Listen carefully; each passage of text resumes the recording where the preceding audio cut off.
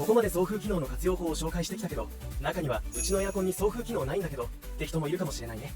そんな時に使えるのが空気清浄運転っていう機能なんだ。最近のエアコンにはついてることが多くて、カビやホコリを取り除いてくれるだけじゃなくて、内部の湿気を飛ばす効果もあるよ。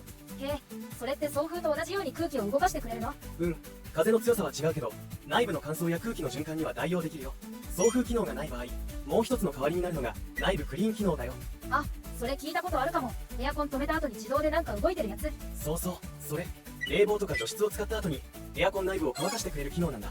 カビや雑菌が増えるのを防いでくれるから、送風の代わりとしても効果あり。へえ、自動でやってくれるなら楽でいいね。